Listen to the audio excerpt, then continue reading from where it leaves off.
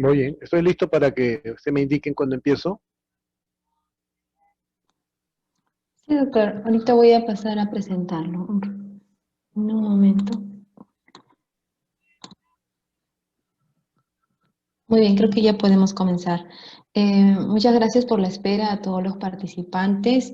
En esta oportunidad tenemos la ponencia del doctor Alfredo Ribotti. Él es médico ocupacional y de medio ambiente con un magíster en salud pública, en salud ocupacional en la Universidad Nacional Mayor de San Marcos.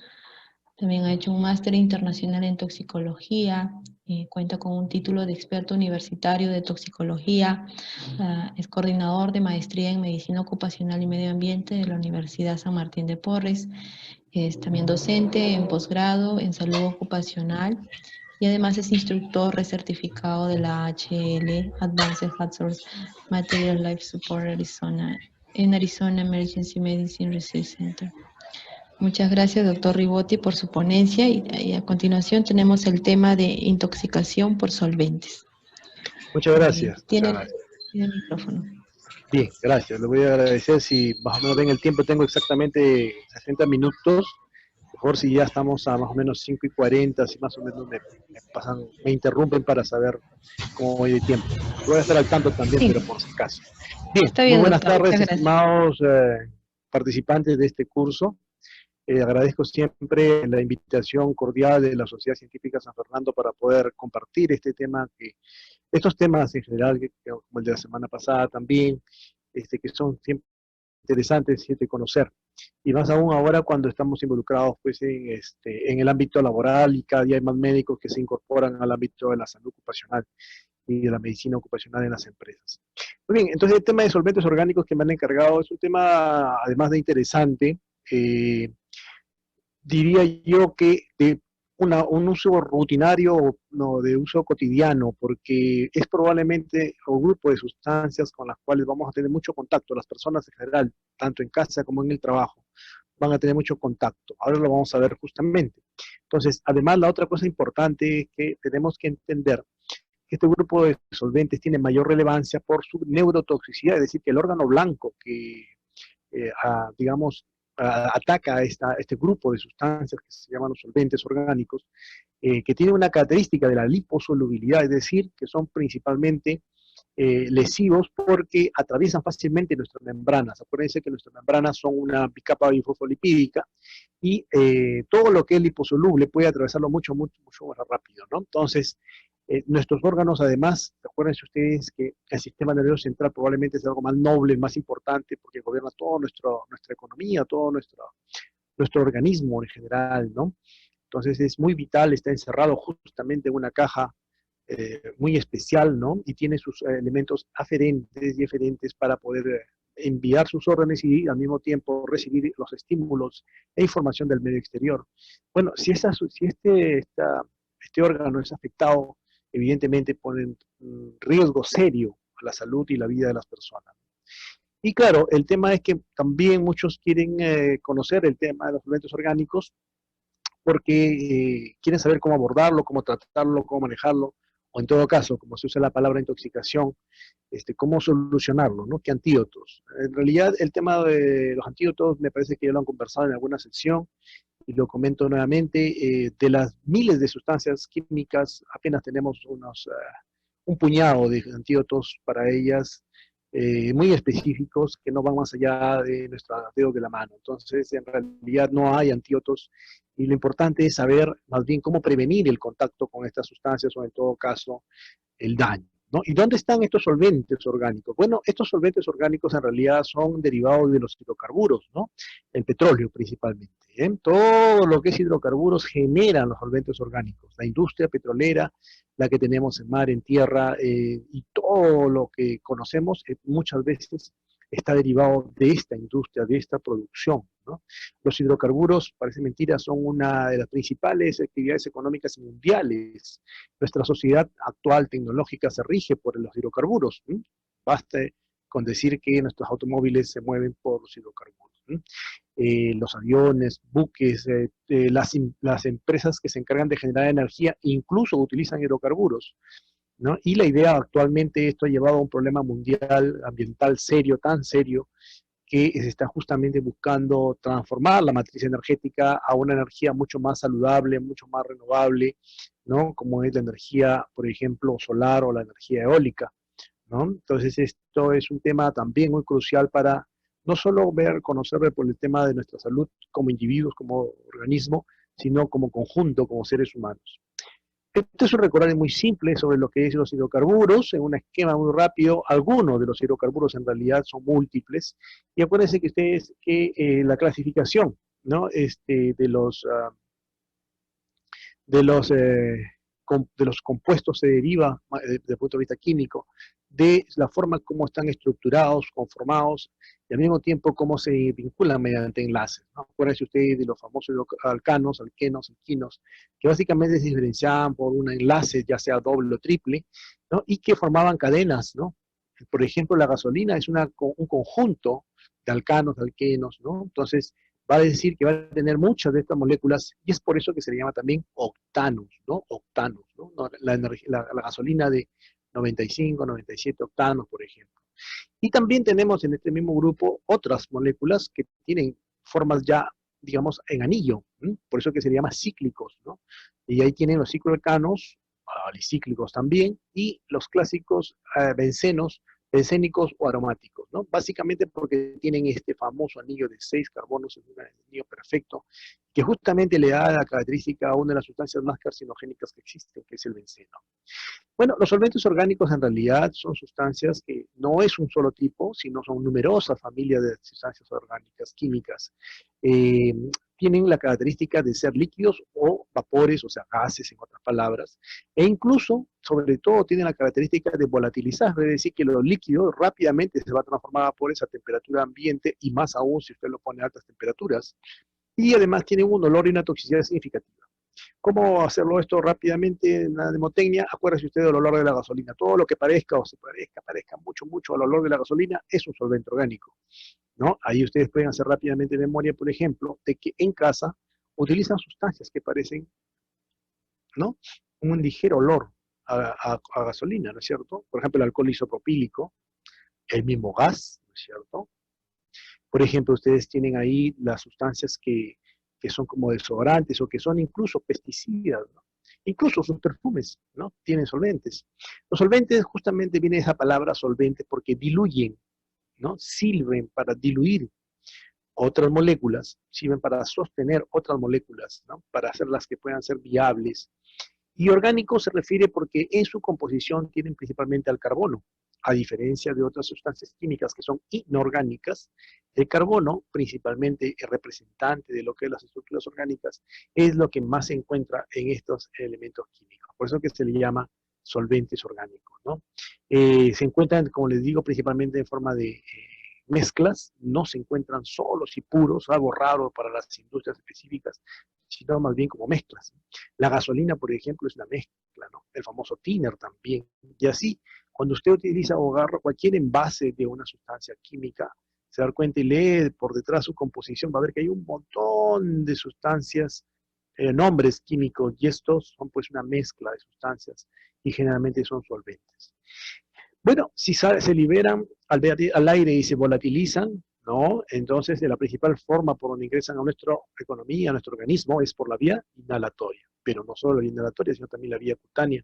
Algunos de ellos incluso se absorben mucho más rápido por vía cutánea, ¿ah? Mucho más rápido, y ahora lo vamos a ver que incluso pueden provocar serias cuadros, intoxicaciones serias, por simplemente la sustancia química.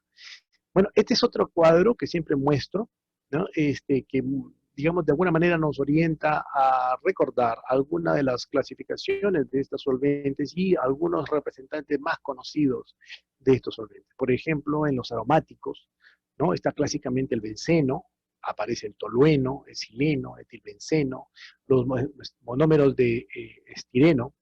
Tenemos los hidrocarburos alifáticos, lo que hemos visto, todos los alcanos, o sea, desde que tenemos un metano, un propano, un butano, etcétera, ¿no? Todos las terminaciones de alcanos, alquenes, alquenos y alquinos, ¿no? Los hidrocarburos alicíclicos, ciclopropano, ciclopentano, ciclohexano y muchos más. Alcoholes, ¿no?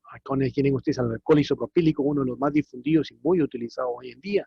Lo utilizamos para limpiar la computadora, lo usamos para limpiar cualquier cosa, incluso en casa, ¿no? Si tiene usted una grasa, algo, le echa alcohol isopropílico. Alcohol metílico, ¿no? También conocido como el alcohol industrial, el metanol, en otras palabras, el alcohol butílico, y evidentemente el etanol también es un solvente orgánico, ¿no? Muy bien. Los aldehídos, por ejemplo, el formaldehído, la cloreleína, hidrocarburos halogenados, como por ejemplo el triclorometileno, ¿no? Etileno, metileno. Vean ustedes que estas sustancias tienen la palabra tri 3 veces, cloro, y ahí viene el componente halogenado, ¿no? Tricloroetileno, ¿no? Dicloroetano, tricloroetileno, y etcétera, ¿no? Todos son muy parecidos. Los fluorocarbonados, ¿no? Especialmente los refrigerantes, ¿eh? Los éteres, los ésteres, los derivados del glicol, ¿no? Las cetonas, ¿no? Los derivados en general en el petróleo que se usan para diferentes aplicaciones como lubricantes y como combustibles, y en general otras sustancias que tienen el comportamiento de solventes orgánicos, pero que no necesariamente pertenecen a las familias anteriores, como son el disulfuro de carbono, la dimetilformamida, el limoneno, por ejemplo. Miren el limoneno, ¿qué cosa es? Es el que le da el olor a limón, ¿eh? A las cosas que se le echan y que tienen olor a limón, tiene un solvente orgánico, en este caso una molécula, ¿no? Que se parece, ¿no? A la que está producida por la planta, ¿no? De la cual se extrae. Muchos de estos compuestos solventes orgánicos, que se les llama solventes por su capacidad y utilización en la industria, no quiere decir que son solamente estos, sino que incluso son tomados a las plantas y del medio, en general del medio ambiente, y muchas de esas moléculas, por ejemplo, las vamos a encontrar, ¿no? Y por eso es que se les encuentran múltiples nombres también en las revisiones de la literatura, ¿ya? Pero claro, en el ámbito laboral se le considera o se le llama así, solventes orgánicos, por su principal aplicación, ¿no? Y aquí ven ustedes en qué procesos y fuentes se les puede encontrar, ¿no? Por ejemplo, como desengrasantes de los metales, ¿no? Entonces, usted va a un ambiente de mecánicos, a un ambiente donde se hace mantenimiento de maquinarias, y de hecho van a utilizar desengrasantes, ¿no? Va usted a la lavandería en seco, ¿no? Lavamos los ternos, lavamos la ropa, bueno, ahí utilizan los famosos solventes orgánicos, ¿no? Todo lo que es pinturas, todas las pinturas tienen solventes orgánicos, ¿no? Todo lo que es en general manufacturas que implican pinturas, imprenta, ¿no? Películas, todos esos van a tener solventes orgánicos. Basta usted que simplemente eh, perciba el olor de la tinta, ¿no? Y estos también tienen compuestos solventes orgánicos. Si usted se va a ver cómo se imprime una gigantografía, una maquinaria offset, ahí van a tener los solventes orgánicos. En la casa se utiliza bastante, ¿no? Las cosas que utilizamos, por ejemplo, la silicona. Usted agarra una silicona, o sea, que se usa para limpiar los muebles, vea usted el reverso de la etiqueta y va a darse cuenta que ahí están los solventes orgánicos, ¿no?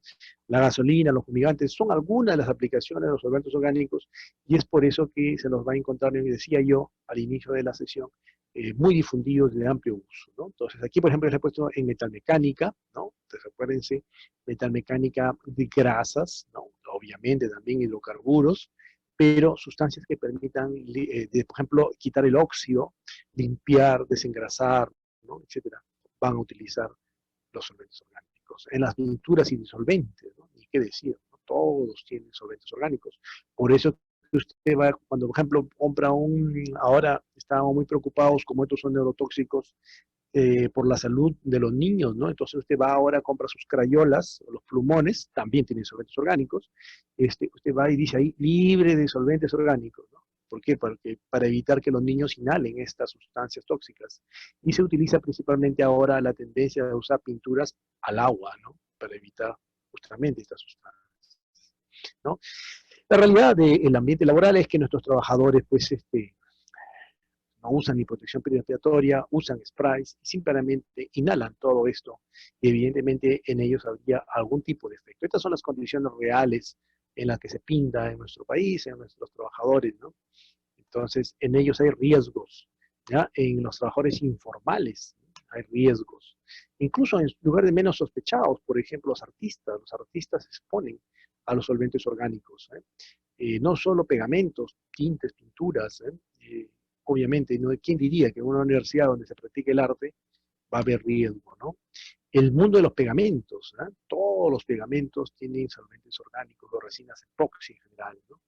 ¿Ah? Especialmente las industrias del calzado, ¿no? Todas las industrias del calzado, imagínense cuántos zapatos se producen, cuánta cantidad de heterocal se tiene que utilizar, y esto es muy importante, luego lo volveremos a mencionar, porque esta heterocal, pues, tiene un compuesto, ¿no? Que trajo una epidemia, una lacra lamentable de niños abandonados, los famosos enifadores. No estamos hablando solo del país, sino en general en muchos lugares del mundo, especialmente en los países de desarrollo, esta epidemia, ¿no? De los niños que se colocan terocal en una bolsa y se produce el daño en ellos, es una realidad. En el mundo de la imprenta, decía, en el mundo de las tintas, las maquinarias, todo es, los libros, todo eso es solventes orgánicos. Basta también ver las condiciones en que se trabaja en nuestra Lima, ¿no es cierto? Ustedes van acá a Centro Lima nomás, van a ver que no solo se exponen, pues, digamos, el público que, bueno, está un rato haciendo su trabajo y se va. El problema son las personas que permanecen en un ambiente que no necesariamente tienen los sistemas de extracción y de recambio de aire suficientes para eliminar toda la cantidad de estas sustancias que se mantienen ahí, ¿no? Y sobre todo se exponen a mujeres y niños, ¿no? La lavandería en seco mencionábamos.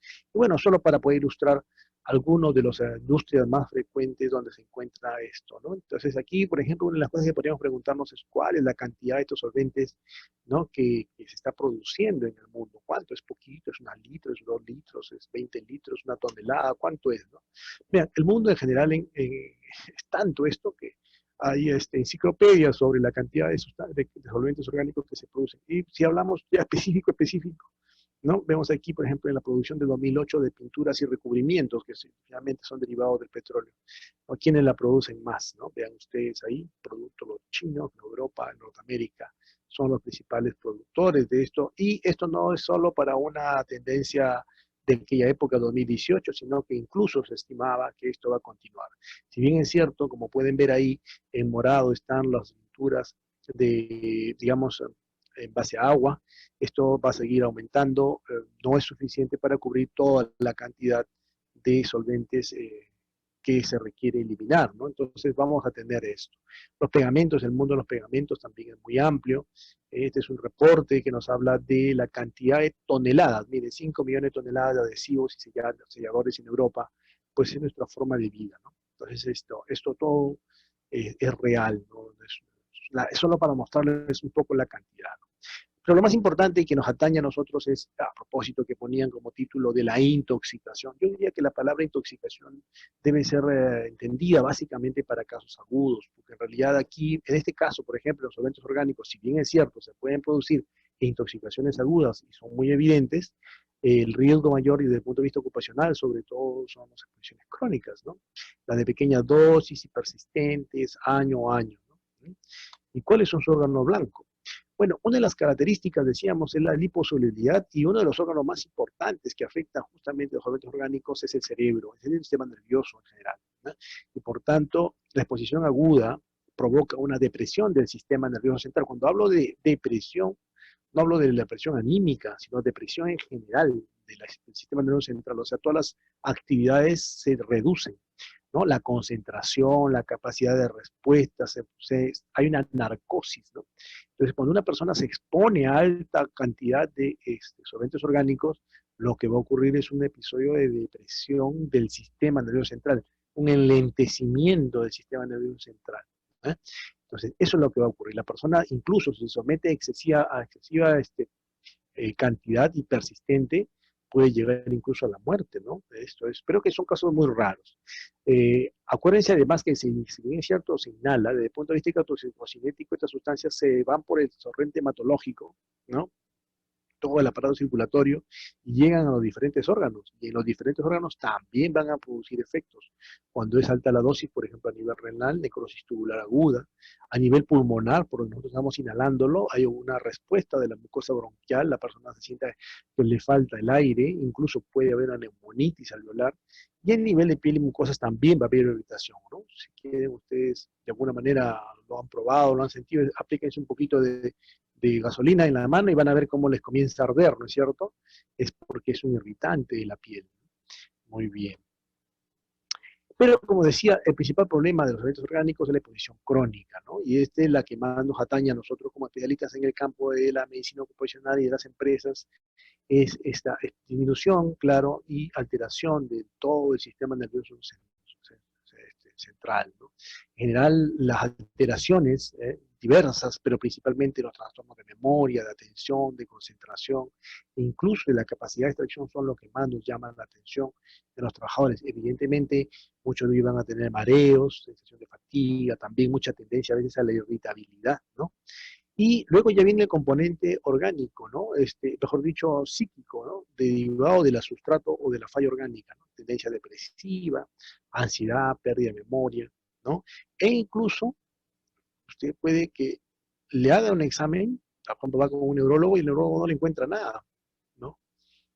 No le encuentra nada, porque los efectos todavía no son tan grandes como para notarse y demostrarse mediante pruebas que son muy, muy grandes, digamos, su capacidad de determinar cosas pequeñitas, cambios pequeños que están ocurriendo, ¿no? Y la otra cosa característica en el ámbito laboral es que como es efectivamente afecta a la neurona, no solo afecta a las neuronas a nivel central, sino también a las periféricas. Entonces, muchas de estas sustancias van a producir alteraciones o manifestaciones, ¿no? A nivel de la fuerza y de la sensibilidad de las extremidades, ¿no? Pues ahí estarán las neuropatías periféricas, la neuritis de los nervios craneales, algunos trastornos de sensibilidad y sobre todo pérdida de la fuerza.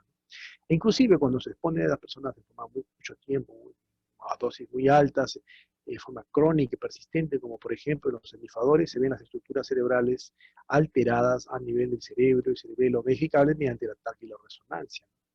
Eso puede ocurrir, ¿no? Eso sí, hay fotografías al respecto. Personas que ya bueno, han sido necrosadas, ¿no?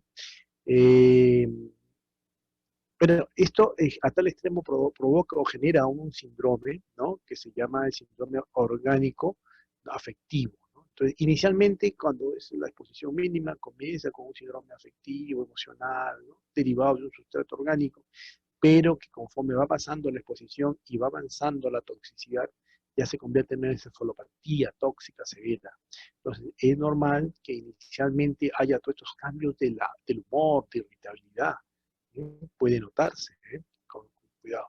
Aquí, por ejemplo, una resumen de un cuadro extraído del libro de Charles Sharp sobre lo que es psiquiatría en general, y específicamente en el capítulo dedicado a lo que es los desórdenes relacionados al abuso de las sustancias, porque él coloca y se interesa principalmente en aquellas sustancias químicas que no solo estando, digamos, con una aplicación industrial, puedan ser mal utilizadas para, por ejemplo, utilizarlos como drogas de abuso, ¿no? Por ejemplo, en el caso del tolueno. Ustedes saben que el tolueno es el principal componente del terocal, ¿no? ¿Ya? Entonces, por ejemplo, aquí vemos en esta lista una serie de otras sustancias, como por ejemplo el nexano. ¿Ya?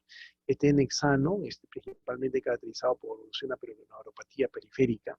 Y bueno, ahí tienen otros, como los de los mencionados anteriormente, como la metilcetón, el tolueno, el tricloretileno, el cloruro de metileno, ¿no? Y el triclorretano. Todas ellas pueden producir efectos a nivel del sistema nervioso central, ¿no? Aquí pueden ver también en los niños que abusan en forma crónica de estos, cómo se van produciendo los deterioros demostrados mediante animales de experimentación, ¿no? Aquí en la columna de la derecha pueden ver todos los cambios que se han demostrado experimentalmente lo provocan. O sea, no es que estamos hablando de una presunción, sino de una demostración cabal. Bueno, así como también ataca al riñón, ataca al hígado y produce a nivel del hígado una necrosis, ¿no? Una esteatosis hepática, un acúmulo de grasa excesiva, pero no porque come demasiada grasa, sino porque es una degeneración, ¿no? A nivel del hepatocito. Y por tanto se va a encontrar la elevación de las enzimas hepáticas, además de todas las otras manifestaciones de daño hepático, ¿no? Acá pueden ver también cómo algunos otros pueden producir cambios en otros parámetros derivados tanto de la función renal como hepática, ¿no? Por ejemplo, uno de ellos, la cantidad de albúmina, ¿no? Se ve que efectivamente se altera, el total de proteínas también, ¿no? Las bilirrubinas, ¿no? La urea, ¿no? Y el nivel de calcio también se altera, ¿no? Muy bien. A nivel de nefrotoxicidad, decíamos, produce glomerulonefritis también, ¿no? Hematuria, proteinuria, daño de la membrana. Acuérdense que estas sustancias actúan sobre las membranas, las pasan muy rápidamente y por tanto producen disfunción a nivel del interior de esas células, de cualquiera de las células en general, ¿no? Entonces, va a producir glomerulonefritis caracterizada por hematuria, proteinuria y disminución de la función renal a largo plazo, es decir, que va a tener manifestaciones de esta índole. En el caso del sulfuro de carbono, es una sustancia que tiene una alta capacidad de provocar una mayor sensibilidad de captación de o sea, del efecto de las catecolaminas. La predispone a que el individuo que está expuesto al sulfuro de carbono tenga una alteración del ritmo cardíaco y por tanto una predisposición al paro. De ahí su cardiotoxicidad. Bueno, y como el efecto es sistémico, produce efectos también en órganos fundamentales como el aparato reproductivo en general, ¿no? Entonces se dice y se señala que está asociado pues a la formación de defectos congénitos y alteraciones de diferente índole en general en ambos sexos, ¿no? Ahora, de todos estos, claro, la gran pregunta es, ¿y cuáles son más agresivos? ¿No? ¿Cuáles son más frecuentes más agresivos? Bueno, justamente en estos trabajos que les he mencionado señalan los más importantes. Quizás uno de los más llamativos, uno de los más preocupantes, es el benceno. Una molécula casi perfecta, como pueden ver, de 6 carbonos, muy bonita, muy atractiva, pero así de bonita también es de mala, ¿no? El benceno es una sustancia carcinogénica y fue lamentablemente descubierto, ¿no? En forma muy, digamos, dura, ¿no? Un poco dura, sin que las personas se dieran cuenta.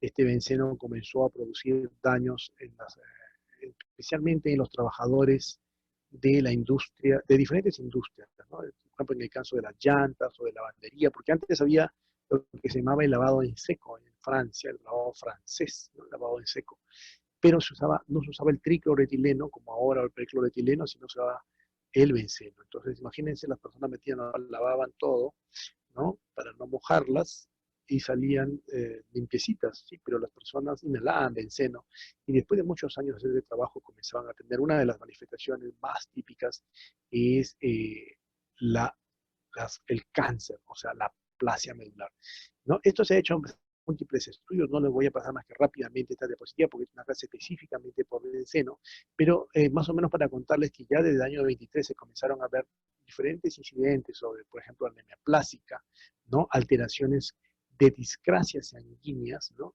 Relacionadas a la exposición. Ya para el año 77 en Estados Unidos se define que el límite máximo que debería haber es de una parte por millón. ¿Eh? Esto es una unidad, esto es una medida que habla de la cantidad de sustancia que debe haber en un volumen de aire, ¿no? Entonces, esto incluso llevó a una serie de procesos judiciales, porque saben ustedes que hay una industria que se encarga de producir esto que estaban en contra, incluso llevó a las cortes judiciales lo que se llamó la decisión Benceno, que evidentemente la prohibió, a partir de ahí se prohibió. Y entonces esto estaba, pues, sin embargo, a pesar de que está prohibida como sustancia pura, el benceno es una molécula que sale específicamente del petróleo, entonces está ahí en el petróleo, entonces no hay cómo separar al benceno del petróleo, ¿no? Entonces, sí o sí, las personas se siguen exponiendo a benceno cuando manipulan estas sustancias, o sea, derivados del petróleo. Son digamos, muchos trabajadores que van a estar, digamos, no directamente ya propiamente el benceno como sustancia preparada y guardada y almacenada como benceno, sino como parte del componente del cual se extrae.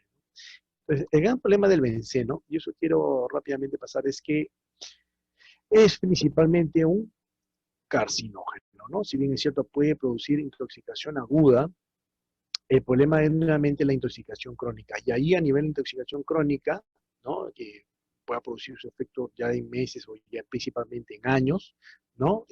La persona va a tener lo que se llama el benzolismo, ¿no? Básicamente una aplasia medular, o sea, una alteración de todas las líneas de nuestro sistema hematopoyético. No hay ninguno que se escape.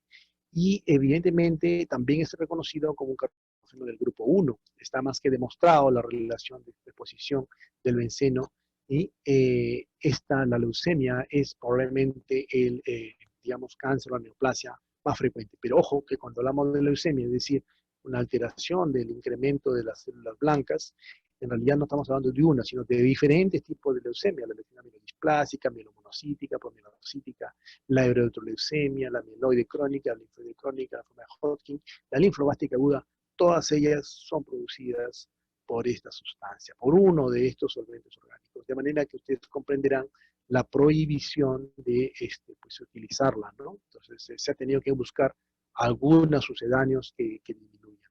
Miren, dice la EPA que si todas las personas nos expusiéramos una parte por millón toda la vida, nuestra muerte, así, sin tener ninguna enfermedad ni ningún otro riesgo de salud, se aumentaría el riesgo de morirnos en 22% por leucemia, ¿no? Entonces, más o menos para que vean el peso de esta sustancia. Ahora todos estamos recibiendo benceno, aunque no lo crean. Muy bien, esto es un poco para hablarles del benceno. Luego vamos a regresar aquí para mostrarles, vamos acá. Por ejemplo, al benceno, ¿cómo podemos evaluar, ¿no? El benceno, por ejemplo, ¿cómo se puede encontrar? Como muchos me preguntan, doctor, ¿qué hago para verificar?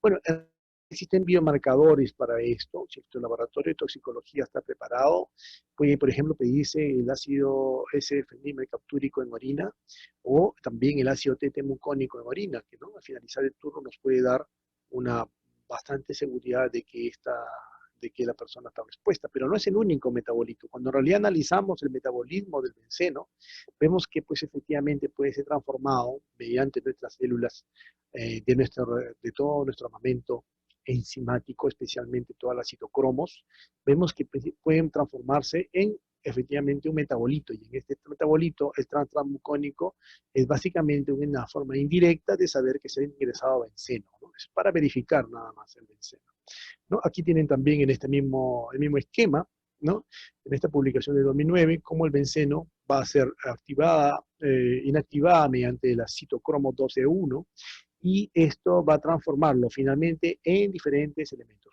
El ácido cónico que hemos mencionado, podemos tenerlo en fenol, que también es otro elemento que podemos dosar para saber si una está expuesta a benceno, el fenol en orina, o también el fenilmercaptúrico, el ácido fenilmercaptúrico, también acá está, ¿no? También podemos pedir otros, por ejemplo, la benzoquinona, pero principalmente se piden estos, el fenol, fenilmercaptúrico, el mucónico, como les he mostrado, ¿sí? Entonces, eso demuestra, o en todo caso verifica desde el punto de vista laboratorial, qué hacer con ellos. Vamos a regresar a la presentación matricial para seguir con algunos otros ejemplos de sustancias, como por ejemplo la gasolina, ¿no? La gasolina en general, como les decía, es una mezcla de hidrocarburos alifáticos en general, ¿no? O sea, esos de cadenas largas, ¿no?, que van desde carbonos que tienen 5 carbonos, o sea, penta, ¿no?, hasta 12 carbonos. La mayoría son alcanos, pero también tienen alquenos, y entre 30% de la composición es aromáticos, es decir, anillos bencénicos y otros parecidos, ¿no? Otro de los elementos que también compone la gasolina es el N-hexano, ¿no? El N-hexano.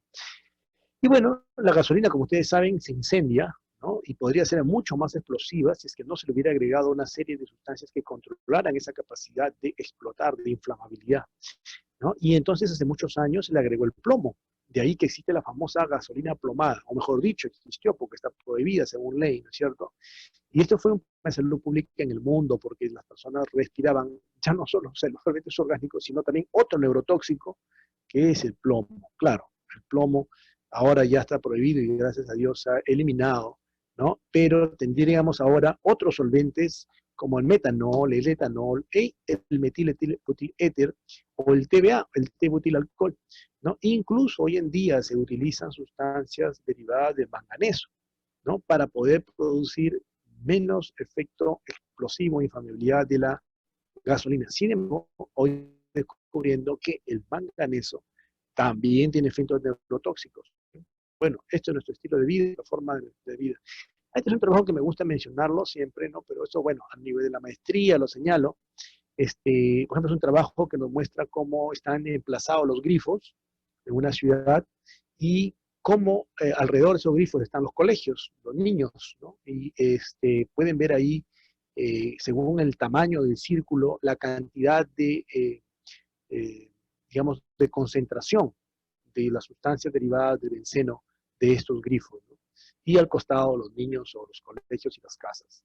Esto es un problema bastante serio, bastante terrible, que nos está diciendo que no solo nos exponemos los que trabajan en el ambiente, por ejemplo, las griferas, las señoritas griferas, que desde ya son un grupo mucho más susceptible a tener efectos crónicos, sino en general toda la comunidad, ¿no? Bueno, este es otro ejemplo que habla básicamente también de la característica de los solventes orgánicos, de que a temperatura no se vaporizan, ¿no? Entonces aquí pueden ver eso también. Igual que mientras más tiempo se pasa en la jornada, más se vende, evidentemente, también hay mayor cantidad de concentración de benceno en alrededor de la gasolinera, ¿no? Así que ya saben, si ustedes vienen alrededor de una gasolinera, ya saben a qué se están exponiendo. Bien. ¿Cuál es el tiempo de exposición mínima para tener efectos? En realidad esto de aquí es muy complejo porque depende mucho, uno, de la concentración ambiental, pero también depende de la susceptibilidad genética del individuo, ¿eh? Acuérdense que ahora todo es genética, ¿no? Entonces, no todos los individuos van a tener la misma capacidad de respuesta, ¿ya? Y la idea es, por ejemplo, muchos me dicen, doctor, pero si ya yo lo estoy oliendo, si yo no lo huelo, quiere decir que ya no estoy exponiéndome. Eso responde a otra característica que es el famoso umbral del olor. ¿Ya? Acuérdense que nosotros tenemos neuronas modificadas a nivel de toda nuestra mucosa nasal que nos permite percibir olor, pero que tiene una capacidad de fatiga, es decir, que después de un determinado tiempo ya no lo va a percibir, ¿no? Bueno, en general se habla que cuando nosotros percibimos el olor de la gasolina es a 0.025 partes por millón, ¿no? O sea, imagínense, usted lo huele, ya está a 0.25 partes por millón. Eso es lo mínimo que usted está inhalando, o sea, de alguna manera indirecta de saber cuál es la concentración. Si usted, este olor es mucho más intenso, es sofocante, evidentemente estamos hablando de que está superando el límite permisible, ¿no? Entonces, bueno, era un poco para mostrar lo del benceno y que felizmente se ha prohibido, pero como es una sustancia muy importante, se ha tenido que utilizar otras, ¿no? Que son con propiedades similares, pero que no son tan carcinogénicas. Y digo no tan carcinogénicas porque también tienen sus efectos, ¿no? Y dentro de esos homólogos superiores, pues está a la cabeza el famoso tolueno. El tolueno, el sileno, el cumeno, el tilbenceno, el estireno y otros similares son derivados del benceno. ¿Por qué? Básicamente porque, miren, este es el anillo bencénico y se caracterizan o se diferencian de un agregado de un grupo funcional, en este caso el grupo metilo, ¿no? Por eso es que es tolueno, ¿no? Miren aquí el etilbenceno, ¿no? Y acá el trimetilbenceno, porque tiene muchas moléculas de metilo, ¿no? Entonces, estas son algunas de las moléculas y que van a darles capacidades y diferentes propiedades, ¿no? Por ejemplo, este famoso estireno, no sé si han escuchado del estireno, vinilbenceno, ¿le suena vinil, ¿no? El vinil, algo así como este plástico, más o menos, ¿no? Plásticos vinílicos.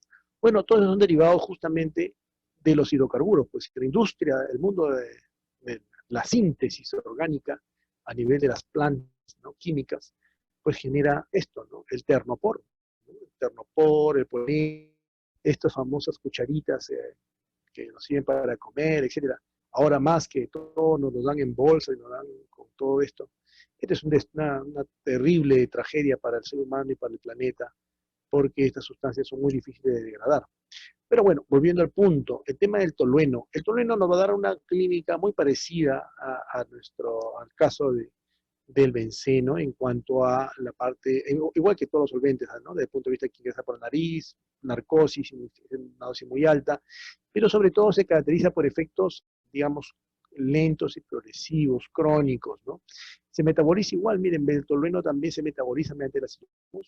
Voy a terminar en el cresol. Acá pueden ver, se ven en formas glucuronizadas o sulfatadas, y también el ácido benzoico, ¿ya? El ácido benzoico que termina finalmente transformándose en el ácido puro. Justamente este es el biomarcador, ¿ya? Biomarcador para verificar si uno está expuesto a...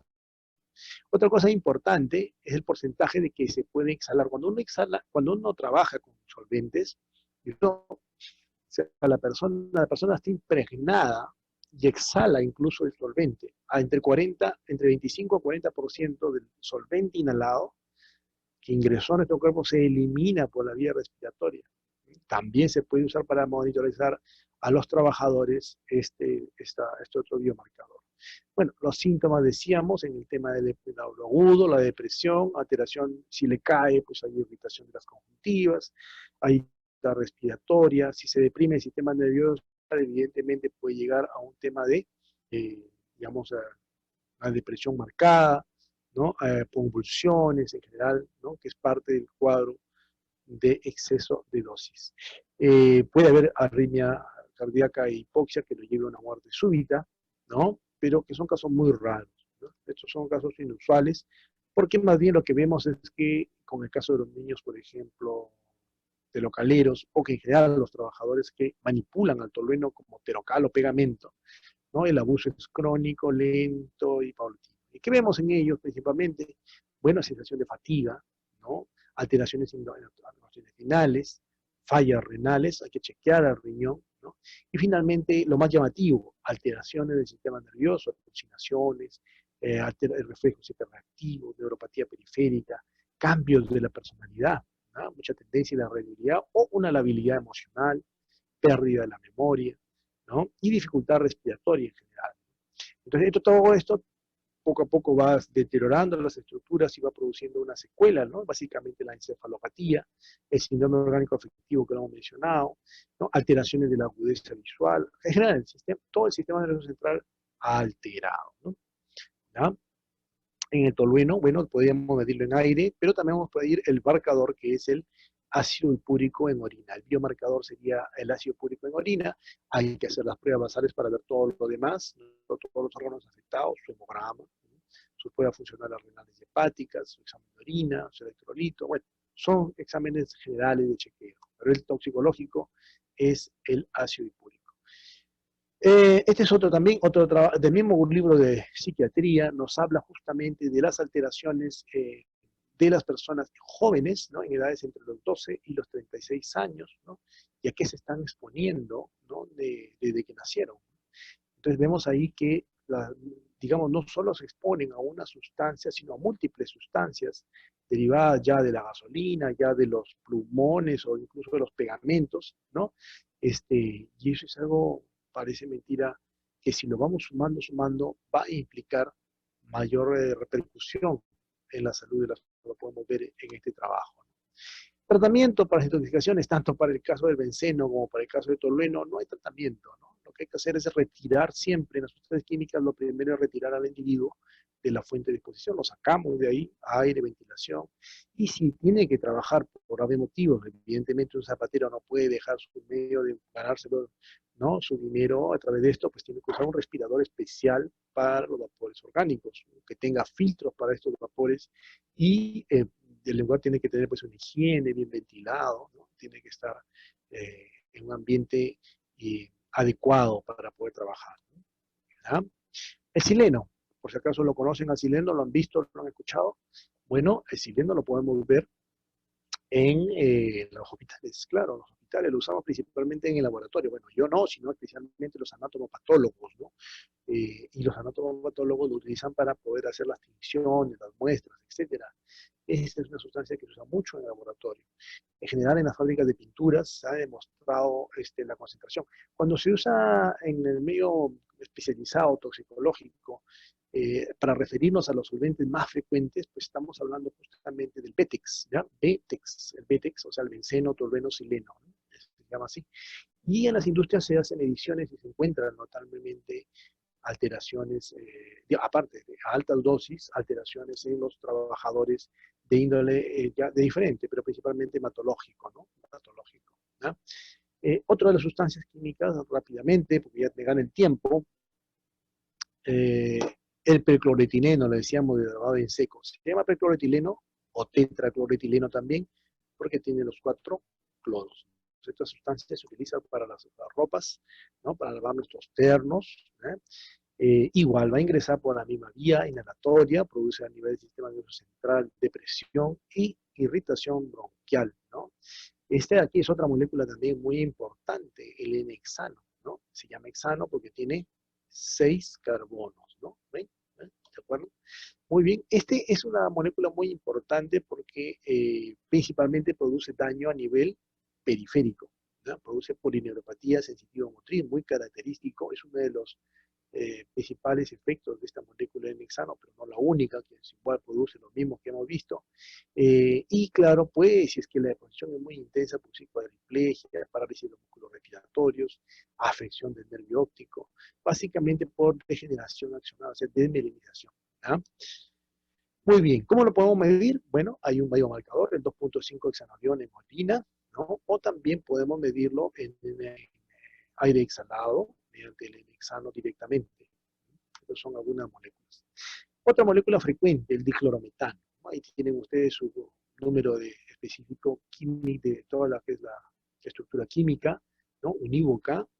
Ya habíamos conversado la semana pasada. Esta es una sustancia que tiene una característica muy especial. Acuérdense que les mencioné que algunas pueden absorbirse por piel. Sí, pues esta es una de ellas, ¿no? Si bien es cierto, como todos los solventes inhalan, sin embargo, cuando la persona, por ejemplo, ahí ponemos, ¿no? Anotamos que solo se sumerge el pulgar por 30 minutos, es como si hubiera absorbido la cantidad de sustancia química que hubiera absorbido por vía inhalatoria durante 8 horas. ¿No? Pues miren, solo es la capacidad de absorberse por la piel, ¿no? En 30 minutos. Y claro, esto de aquí incluso ha producido muertes. Por ejemplo, ¿en quiénes produjo muertes? En estas personas que hacen mantenimiento de las bañeras, ¿no? Por una manipulación inadecuada y no utilizar los equipos de protección personal apropiados, manipulan esto que es principalmente un removedor, ¿no? Esto es un removedor de pintura. Bueno, y finalmente absorbieron y terminaron falleciendo, ¿no? Estos son casos reportados, ¿ya? El diclorometano.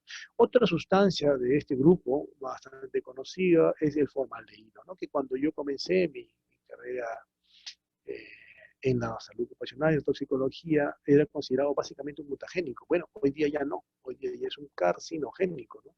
Es un carcinogénico muy reconocido.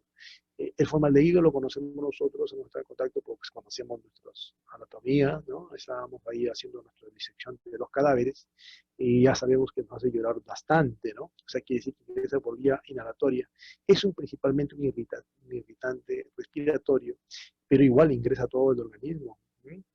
Mediante vía hematológica. Mientras más te expones, más recibes, ¿no? Se transforma en ácido fórmico, en anhídrido carbónico y agua, y el ácido fórmico justamente es el que nosotros podemos medir en orina para poder saber si nos hemos expuesto a formaldehído, ¿no? Bueno, ya les mencioné la semana anterior, en la sesión anterior, la famosa invitación a visitar el PubChem, donde ustedes tienen ahí una base de datos muy rica, donde les va a mostrar todos los efectos, ¿no? De cada una de estas sustancias para no cáncer. Bueno, estos son algunos de los más frecuentes, pero no quiere decir que son todos. Me faltan todavía todos los alcoholes, pero lo que me interesa, digamos, de todo el tema de solventes orgánicos es mencionarles que la forma de valorar preventivamente a las personas que tienen una exposición a solventes orgánicos es valorando el sistema nervioso central. Y en el caso de los trabajadores es monitorizando las funciones motoras y sensitivas de los trabajadores. De ahí que nosotros tengamos que utilizar dinamometría, tengamos que usar electromiografías, o que tengamos que usar pruebas mucho más especializadas como los potenciales evocados, ¿no? Que son ya parte de los neurólogos. Entonces, tendríamos que tener un neurólogo como un colega de referencia siempre para poder conversar sobre una sospecha de un eventual contacto con solventes orgánicos. Pero recuerden siempre que lo más importante es verificar la exposición del trabajador, ¿no? Se pueden hacer múltiples evaluaciones de neurología, pero una de las cosas que a veces nos olvidamos son las evaluaciones neuropsicológicas, ¿ya? Se recomiendan las evaluaciones neuropsicológicas, es decir, mediante una serie de baterías, ¿no? Test, ¿no? Hacer indagaciones para saber cómo está la capacidad de nuestro sistema nervioso. Pruebas como, por ejemplo, las pruebas neurológicas cuantitativas clínicas, pruebas sensoriales, pruebas de sensibilidad, sistemas de evaluación conductora conductual, una batería de observación funcional, ¿no? Y además podemos hacer ya, cuando la exposición es persistente, algunas otras pruebas más complejas, incluyendo alteraciones para verificar alteraciones morfológicas, ¿no? A nivel del sistema nervioso, tomografías y resonancias que se va a encontrar, ¿no? Pueden hacerse los potenciales evocados sin duda alguna, y en el caso de que queramos ver a problemas de polineuropatías, tenemos que apelar a lo que es la velocidad de conducción nerviosa, ¿no? Tanto la sensitiva como la motora nos va a permitir ver si hay un enlentecimiento de esta función. Esto es lo que nosotros normalmente tendríamos que hacer para verificar ese daño, ¿no? Pues lo que pasa es que a veces no estamos muy familiarizados y no pedimos esto con regularidad, cuando esto es un proceso, digamos, bastante frecuente. Hoy en día incluso ya no hay solo pruebas de agujas, sino también pruebas con electrodos planos, ¿no? Que permiten verificar estas alteraciones, ¿no?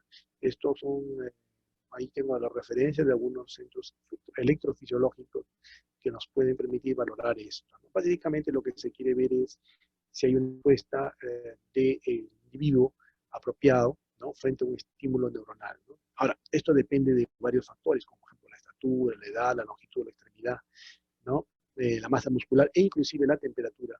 Y de algunas enfermedades que también pudieran alterar la velocidad, como la diabetes, ¿no? La diabetes. Pero bueno, estas son las que solo les comento, ¿ya?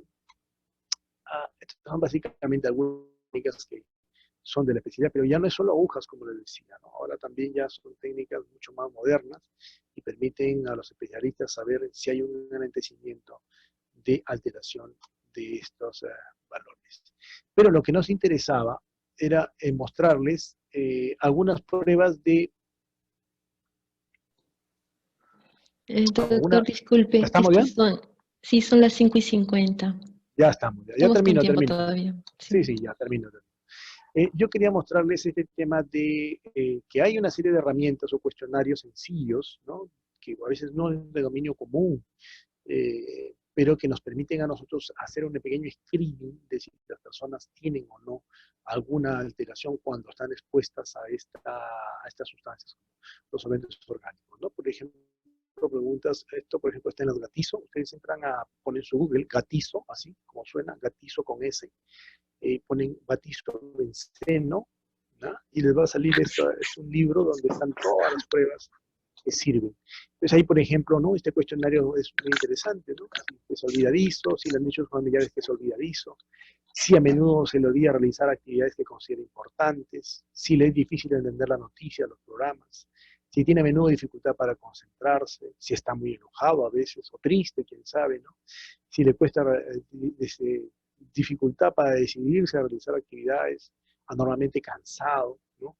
Una presión sobre el pecho, ha sentido de pronto que se va a caer al estar de pie o caminando, ¿no? Siente a menudo punzadas dolorosas, adormecimiento u hormigueo en algunas partes del cuerpo, si le es difícil abrocharse los botones, si siente que perdió fuerza en los brazos o piernas, o siente menos que antes sus manos o sus pies, o se despierta y luego le cuesta conciliar el sueño. Miren, este es un screening, una tablita tan sencilla, preguntas tan elementales, pero que si usted va marcando y la persona le responde varios de estos, estando expuestos solventes, es meritorio pasar a exámenes mucho más complejos, ¿ya? A pruebas mucho más complejas, incluyendo las que les he mencionado.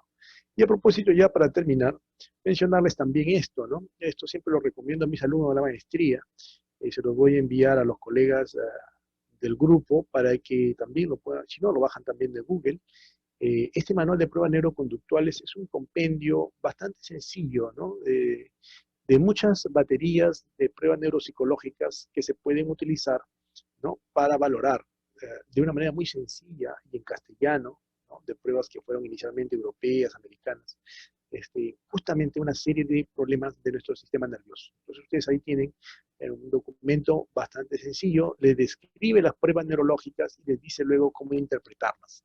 Entonces, esto siempre yo lo recomiendo, porque no, digamos, de una manera muy rápida, muy accesible está, y además muy seria, ¿no? También determinada, bien valorada. Yo utilizo alguna de ellas, ¿no? Y tiene una especificidad, una sensibilidad para poder abordar el problema de las, en general, patologías del sistema nervioso central y periférico, ¿no? Muy bien. Muy bien, con eso espero haber ilustrado sobre el tema de solventes orgánicos, en realidad tiempo bastante corto, pero estoy ahora ya a disposición de ustedes para sus preguntas respectivas si es que hubiera.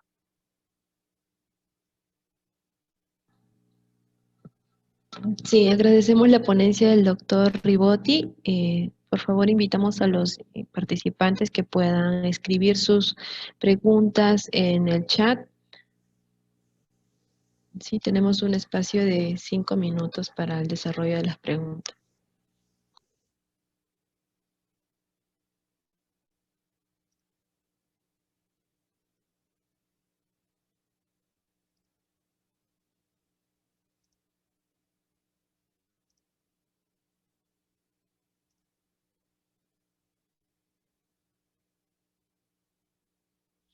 Muy bien. Parece que no hay preguntas. No veo.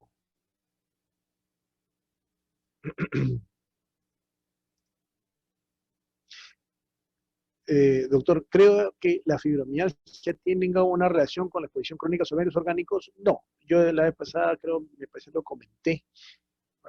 Bueno, en uno de los escenarios, la fibromialgia hoy en día es una de las enfermedades de mayor frecuencia de diagnóstico. Y deben recordar que la fibromialgia en realidad por ahora todavía sigue siendo de origen idiopático, es decir, no tiene una causa específica. Y principalmente se caracteriza justamente, también se le llama síndrome de fatiga crónica, por una serie de dolores a nivel eh, músculo-esquelético, muy característicos, incluso los famosos 11 a 12 puntos que los reumatólogos saben diagnosticar perfectamente, pero que tiene un gran componente emocional y, digamos, psicológico, ¿no? ¿Por qué? Porque usted le da ibuprofeno, le da antiinflamatorios para estos dolores musculoesqueléticos y no les calma. Le da amitriptilina, que es el tratamiento recomendado, ¿no? Y la persona se mejora, ¿no? Entonces, hay incluso muchas terapias alternativas para mejorar todo el tema del control emocional, etcétera, que funcionan muy bien para la fibromialgia y nos dice pues que este tema principalmente sigue siendo un arcano. De hecho, si estamos hablando de problemas emocionales, lo más recomendable es que la persona de todas maneras no se exponga a solventes orgánicos, pero no como causante, sino simplemente porque eventualmente, ante una afectación del sistema nervioso, sería mucho más deteriorante, ¿no? Em,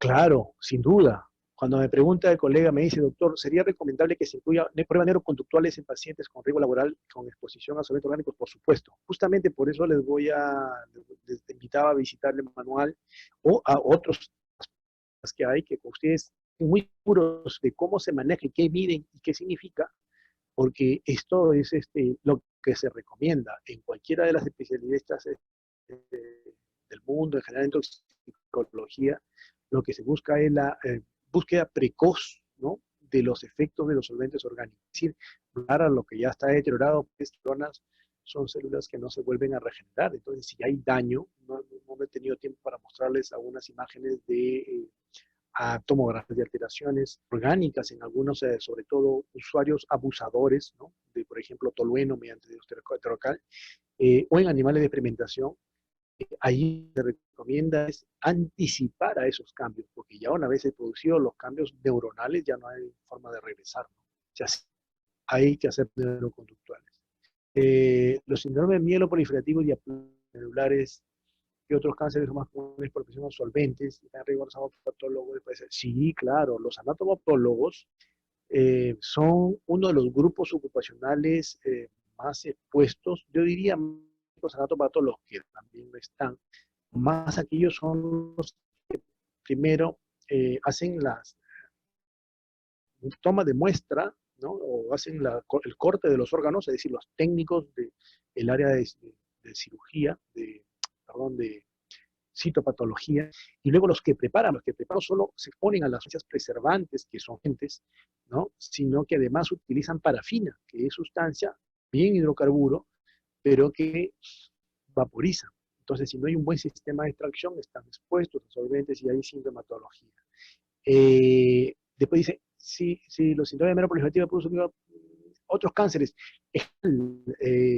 Cuando ustedes revisen a la YARC, entren a la página YARC, si no a la NIOSH, CDC, o para último en el Google, o si no, como les he recomendado, y ponen cualquiera de las sustancias que les estoy poniendo ahí, anotando, y ustedes van a la parte cáncer, van a encontrar que muchos de ellos están como 2A, 2B, 2A, 2B o algunos 1, es decir, son demostradamente carcinogénicos, o son posiblemente carcinogénicos, o son probablemente carcinogénicos, es decir, que tienen relación, especialmente en estudios animales de experimentación, con diferentes tipos de cáncer. Aparte de los hematológicos, cáncer, digamos, a nivel de lo que es todo lo que es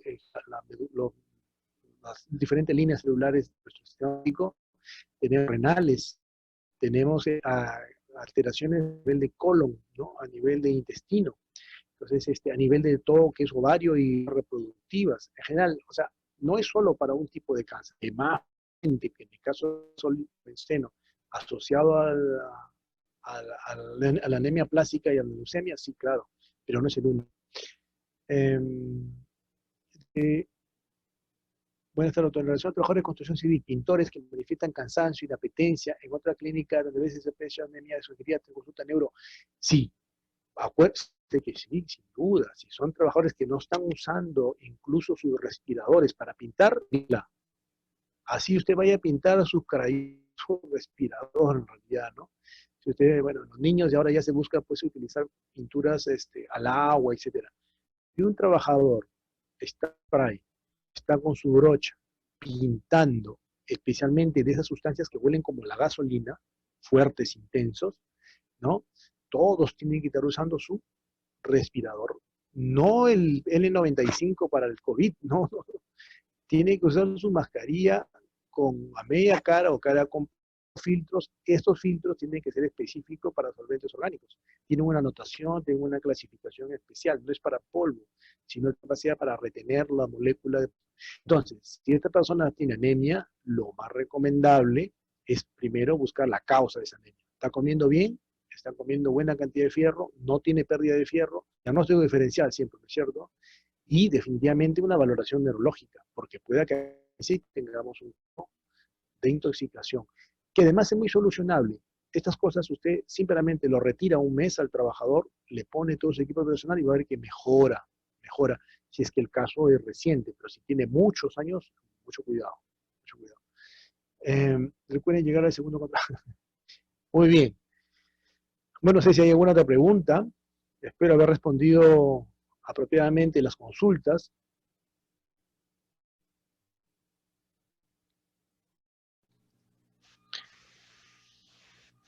Bueno, creo que no hay consultas, entonces vamos a proceder a agradecer al doctor Alfredo Ribotti, perdón, por su ponencia. Le agradecemos bastante, doctor, por su tiempo y la dedicación que le ha dado al desarrollo de este tema. Muchas Así gracias nuevamente también por la invitación.